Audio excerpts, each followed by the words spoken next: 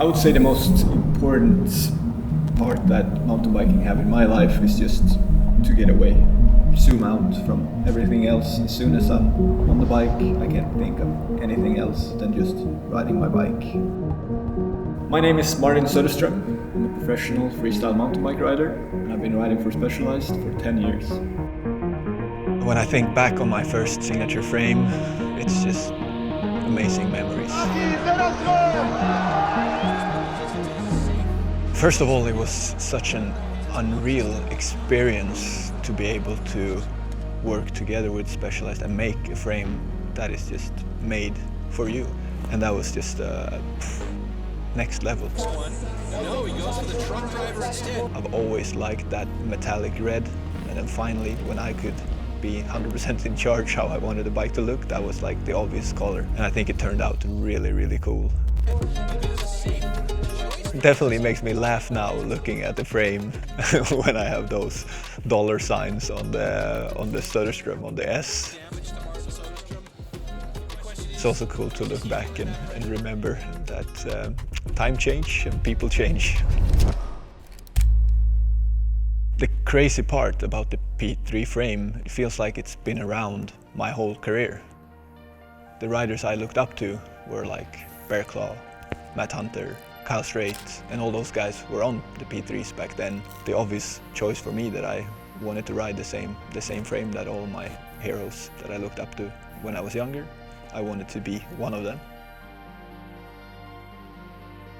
So when I got the red P3 frame, it was a crazy times, but also probably the highlight of my life and of my career. 2012 and 2013 was my best years, like result-wise.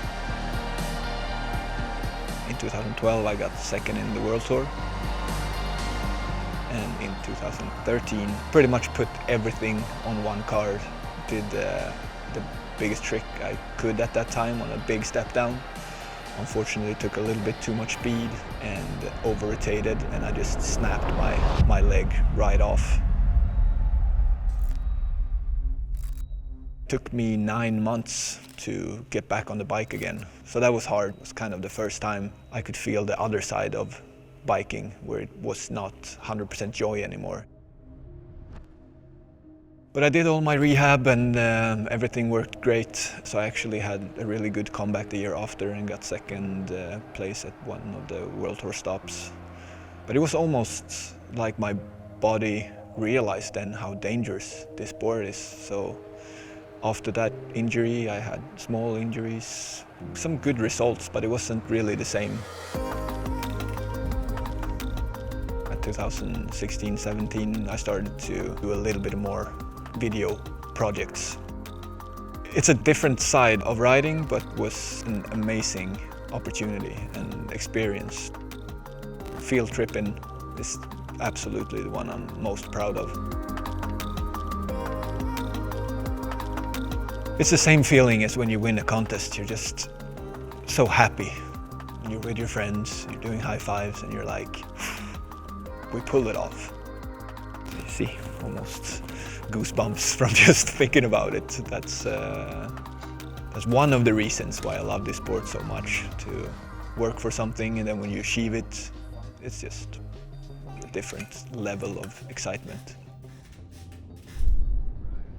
It was pretty hard for me to stop with the slopestyle competing, but then it was cool that on the Crankworx World Tour they started with different events like pump track and speed and style. Then I could keep doing some competitions, and then I actually managed to win the whole tour and become world champion.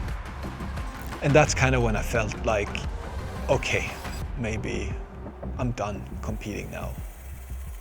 After a while you just value other things in life, and for me now that have been to also focus on other athletes and not just 100% my own career. I mean, you gather so much experience from being out on all these different events, so it's cool to give that back to other athletes so they don't have to do the same mistakes as you did. We have a bike school here in Falun, and I've had the opportunity to be a coach here. It's just a whole new world. Before it was only about how can you become the best. Kind of selfish, I guess, in some way, when you're a pro rider, and you have to be. But this is a new life and very rewarding. I would say as rewarding, but in a totally different way when you help another person than when you only focus on yourself and your own career. It's easy to get the same emotions as I had when I was a teenager and learned a new trick. Now it's usually the kids who's learning a new trick, but I'm still as happy for them because I feel like I have been part of their evolution or their progress. It's different, but equally rewarding.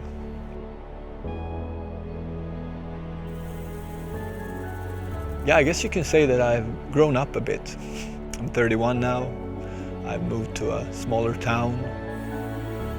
I have really enjoyed being at home, being with my family, being with my girlfriend.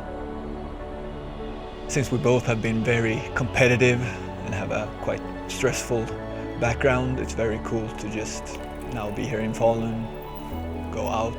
We don't have to push it as much. We just enjoy life on two wheels and off two wheels, of course, as well.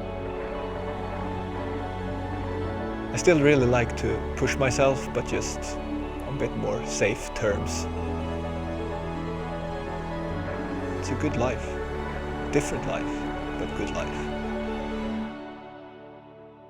Now, 10 years later, Specialized made me this 10-year anniversary celebration frame. And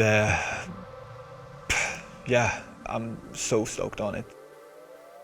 It's metallic red, like my first signature frame. Unfortunately, it doesn't have the dollar signs on it, but at least it has some gold details on it, so it's still bling. And also it's gonna be really cool to look back at. It's a logo on the C-tube that says Martin Söderström, 10 years of greatness. So sometimes you just wish that you could look forward in time and go backwards in time.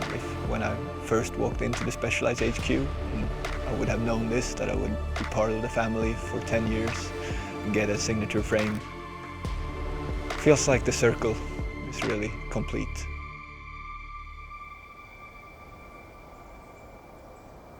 I can speak for every mountain biker in the world that when you get a new bike built, you just really straight away want to go out and ride, and you feel like a way better rider straight away just because you have that new bike. It's funny, but it's true. I mean, the first ride was perfect. Sun, good friends, sick pump track, everything that I love in one day, so couldn't have been better, really.